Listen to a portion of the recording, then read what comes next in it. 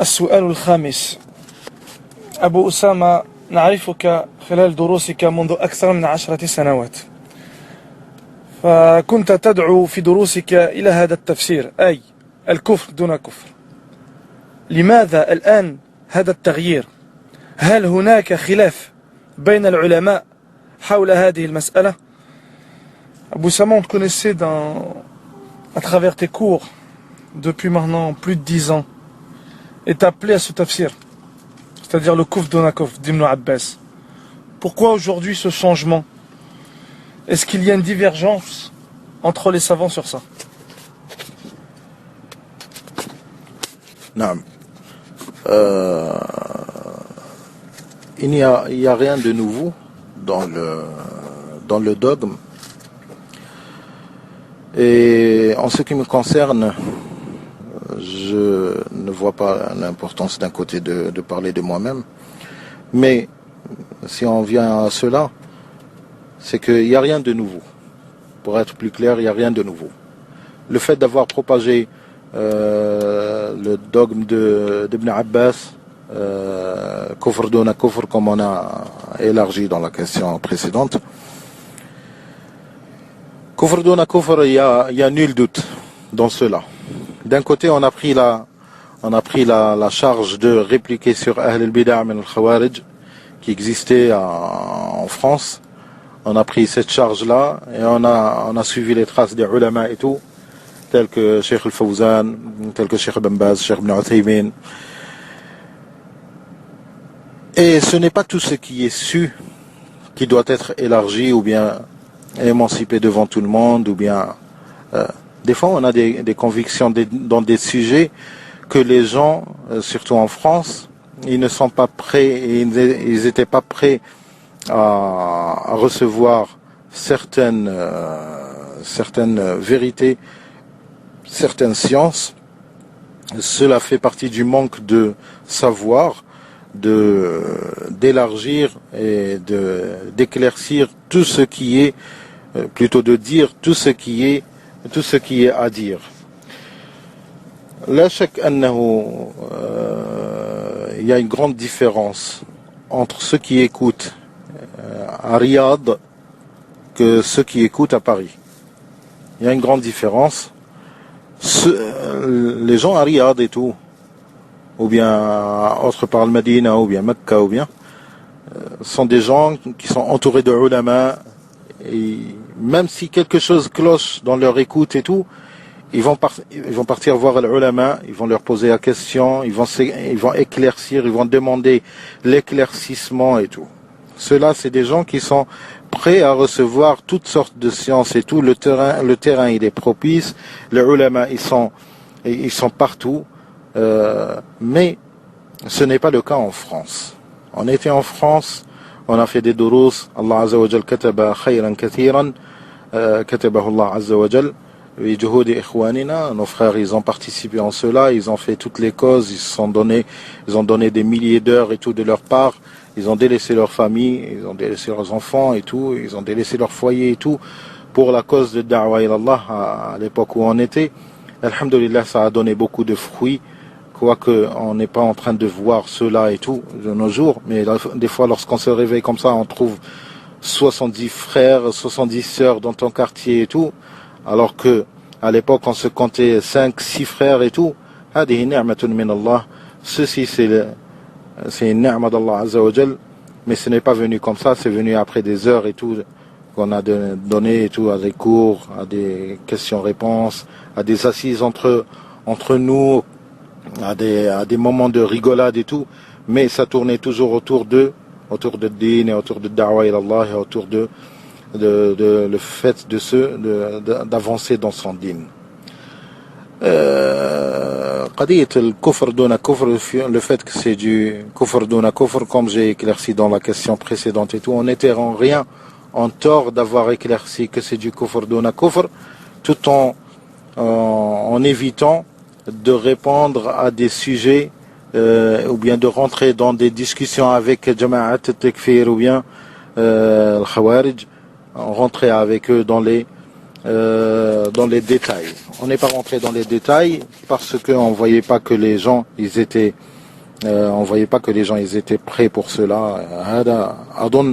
Et je crois que ça fait partie de la sagesse et je crois que ça fait partie de l'hikmah de ne pas dire tout ce qu'on connaît, comme a intitulé le Bukhari rahimahullah un chapitre قال البخاري رحمه الله باب من اختص بالعلم قوما دون آخرين خشية أن لا يفقهوا أو خشية أن لا يعلموا أو كما قال رحمه الله تعالى. C'est un chapitre de science qui est trop minutieux.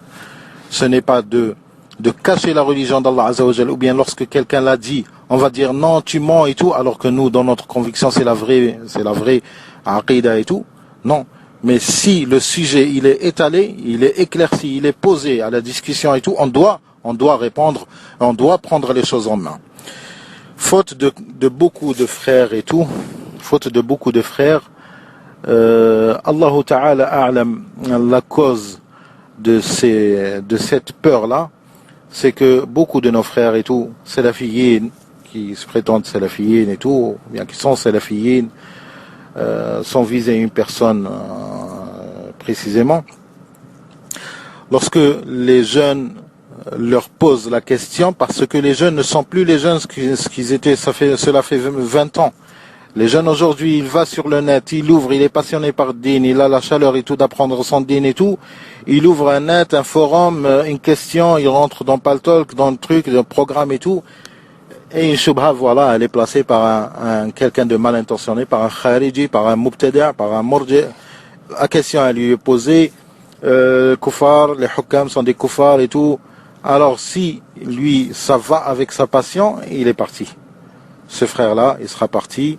Si toi, le salafi, tu viens pas à éclaircir à ces jeunes-là.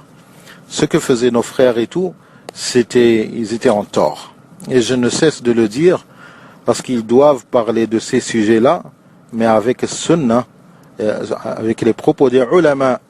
Et ils doivent pas tenir la position de le jeune, il vient avec toute son ambition, avec toute sa chaleur, avec toute sa confiance au salafi, et vient, il pose la question, est-ce que c'est vrai que les hukam sont des kuffars et tout, et qu'on doit les combattre et tout? Qu'est-ce qu'il entendra et qu'est-ce qu'ils ont toujours entendu de nos frères et tout? Alors, non, laisse tomber ces sujets-là, c'est dangereux et tout, tu sais pas où est-ce que tu mets les pieds, c'est... Pourquoi cela? Si c'est dinullah, soit tu l'assimiles pas toi-même, alors tu es dans le danger, parce que même toi tu seras tenté demain à tomber dedans. Et si tu tomberas pas dedans, tu tomberas dans la secte de l'Murji'a, qui considère même les kuffars, si c'est des kuffars, tu les considéreras des mu'minin, et tu devras leur obéir et tout. Comme Zayn al-Abidin bin Ali, tu dois dire aux gens comme quoi ils doivent lui obéir, et ce qu'ils ont fait et tout, les Tunisiens en Tunisie et tout, c'est khuruj ala al-hukam et tout. Est-ce que tu vas tenir cette position-là? Est-ce que tu vas leur dire que Zayn al-Abidin bin Ali, c'est comme al-Mu'tasim billah, c'est comme le Ma'moun qui était à l'époque de l'imam Ahmed ibn Hanbal, on devra lui obéir comme le Ma'moun, hein? Ou bien il est pareil que Abdullah ibn Abdelaziz, Malik al-Mamlaka al-Arabiyya Saoudia, un serviteur de Dieu saint? Est-ce qu'ils sont pareils? C'est dans cette image que tomberont nos frères et tout, et nos sœurs qui n'ont pas assimilé ces sujets-là. Je ne dirais pas que vous allez leur dire, ou bien vous allez leur éclaircir sans avoir assimilé vous-même. On pourra prendre ces jeunes-là, on pourra les prendre avec sagesse, on leur dira, demain on va appeler un cheikh, un alim min al-ulama, on assemblera les frères, on leur posera des questions que tu te poses et on apprendra tous ensemble. Et si tu as de la science dans ce sujet-là, il ne fait pas partie de la sagesse de dire à cette personne-là, non, retourne chez toi, reste tranquille, toi t'es un gamin, t'es un mec de France et tout, va jouer avec les mecs de ton quartier et tout, laisse ces sujets-là, c'est pour des grands ulama et tout, c'est pas à nous. C'est pas à nous, c'est quoi? C'est un clergé? C'est un clergé ou bien c'est quoi? C'est une autorité qui a le droit d'avoir des convictions dans des sujets que la majorité des musulmans ne doivent pas avoir une conviction que d'obéir sans avoir une conviction? Non. Dans la aqidah salafiyya, il n'y a rien. Certains, ils vont dire, non, si tu vas leur dire et tout, comme quoi, c'est des kuffars et tout, ceci veut dire, allez monter en montagne, prenez les armes et les citoyens. Non, non, ça n'a rien à voir avec cela.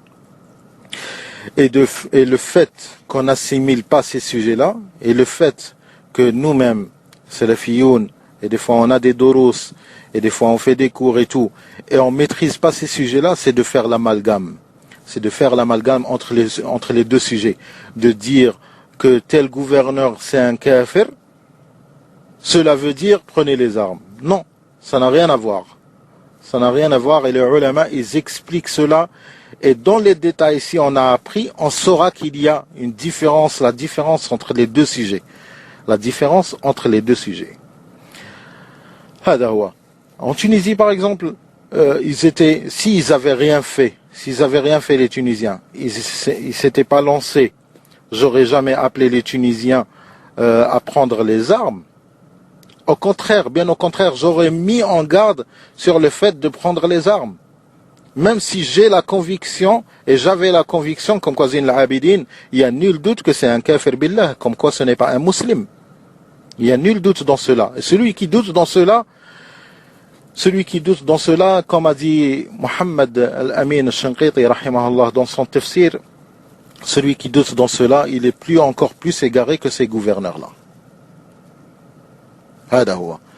Du fait que ton islam, c'est l'islam de l'Murji'a. C'est-à-dire, le fait que tu as dit la ilaha illallah, c'est comment ils appellent au Parlement et tout, immunité. Il a l'immunité. Tu ne peux rien lui faire. Sa foi, cette parole-là le couvre, à vie. À vie. Quand il prétend Ali Hassan et tout. Même un Murji qui était bien avant Ali Hassan et tout, il disait un de ceux qui se prétendaient élèves de Cheikh Al-Albani, rahimahullah ta'ala, wa'afah wa barra'ahu Allah min hadhihi al-firqa ad-dalla. Comment il s'appelle? شكري مصطفى مراد شكري أظن شكري مصطفى صاحب جماعة التكفير في مصر. مراد شكري هذا c'est quelqu'un qui a écrit qui tournait autour de ces sujets-là au début des années 80 et tout. Il tournait autour de ces sujets-là et tout. Et c'est lui qui était la première étincelle et tout. C'est lui qui était une des premières étincelles de cet égarement dans notre époque et tout, de l'Murji'a. Il a écrit un livre où il a cité des conditions quand est-ce que la personne elle deviendra kafir. Quand est-ce que la personne elle deviendra kafir. Il a cité des conditions, c'est des conditions presque jamais, elles se réaliseront jamais sur une personne. Et il a dit à la fin, après avoir dit tout cela, il a dit, et même si toutes les conditions s'assemblent sur une personne, on ne voit pas que ça fait partie de la sagesse de le rendre kafir ou bien de le qualifier kafir. Alors c'est qui le kafir billah? C'est qui le kafir billah? Moi je suis tombé dans des discussions avec des frères salafiyin, ils aiment Cheikh Al-Albani, ils aiment Cheikh Ben Baz, ils ont la Lahya, ils ont Nesfessar et tout, ils sont investis, cela fait plus de 10 ans, plus de 15 ans, peut-être 20 ans même. Ils ont visité des pays musulmans, ils ont vu des chouyours, ils ont assisté à des dawarat et tout. Et ils me disaient comme quoi la personne et tout, si elle implore celui qui est dans la tombe et tout, tu ne peux pas le kafar. Est-ce que tu vas prendre le risque de le kafar? J'aurais dit, subhanallah, il n'y a nul doute, mais ce n'est pas moi qui l'a considéré kafir. Et ce qu'il faut faire très attention et tout, c'est qu'on ne peut pas kafar avec un sujet qu'Allah Azza wa Jalla n'a pas qualifié de kufr mukhrij min al-millah. On ne peut kafar qu'avec un sujet qu'Allah Azza wa Jalla il a qualifié comme quoi c'est un annulatif de la ilaha illallah. Autre que les annulatifs de la ilaha illallah, tu ne peux pas qualifier les personnes de kafir avec d'autres sujets que des annulatifs, tels que les grands péchés, tels que les péchés, même si la personne elle persiste sur les péchés. Contrairement aux gens del bid'a et tout, tels que le khawarij et tout, ils disent que si la personne elle commet un péché tel que zina et tout, par exemple tel que zina, elle le commet il a fait zina aujourd'hui, demain il a fait zina, et tu vas et tu lui parles, tu lui fais nasiha et tout, et il veut pas t'écouter, il veut pas t'écouter. Il veut pas t'écouter, il te dit, toi tu es dans tes délires, tant mieux pour toi et tout, tu te sens bien avec ton dîne, c'est bien, laisse-moi moi dans mon délire. Alors il continue dans zina et tout, et boîte de nuit et tout, la yazou billah, nasallallahu al-afa wa al-afiya. Cette personne-là, on ne peut en aucun cas la considérer kafira. On peut considérer fasiq, hein? On peut considérer fasiq, quelqu'un d'égaré, quelqu'un de wal'iyadu billah qui suit les passions et tout, mais kafir, hada amrun lillah. Hada amrun lillah, ça n'appartient qu'à Allah. C'est Allah Azza wa Jal qui considère une personne kafir. Non pas que lui-même il considère kafir, cela veut dire, certains lorsqu'ils entendent que c'est à Allah qui appartient de kafar une personne, ces gens-là, ils croient tel que le Murji'a, ils croient que on peut dénombrer les gens kuffar et tout. C'est ce qui sont cités tels que Abu Lahab dans Tabbat Yada Abi Lahab wa Tab.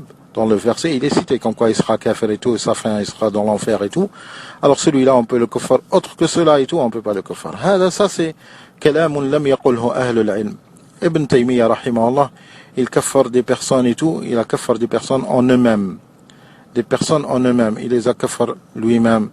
Et celui qui les kaffar pas, il sera considéré kafir. Ne vois-tu pas que tu considères un juif comme quoi c'est un mécréant?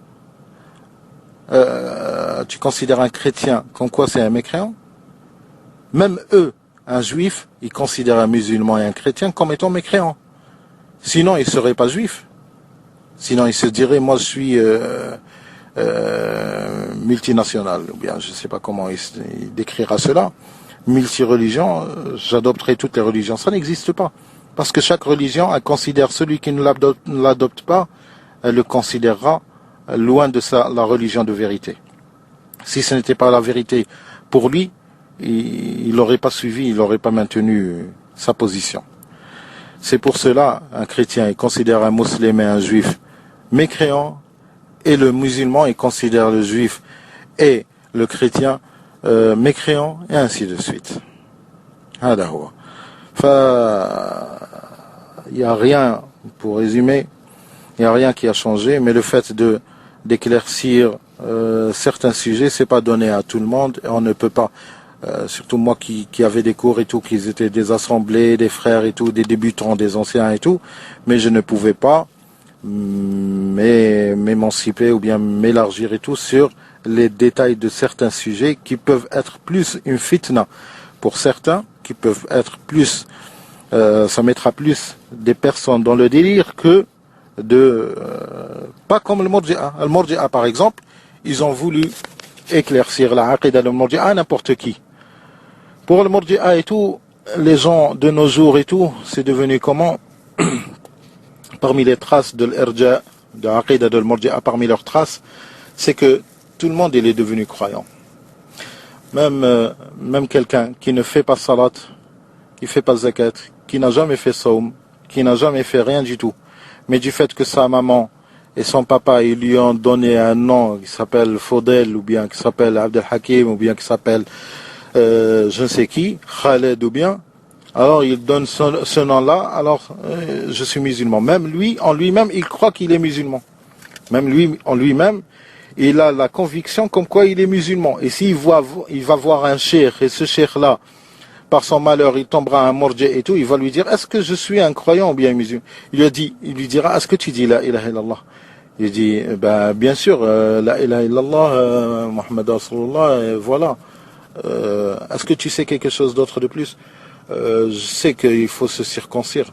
Alhamdulillah, vas-y, tu es musulman. Alors, voilà. Et ça, c'est les traces de aqidat al-Murji'a, qui est aqidat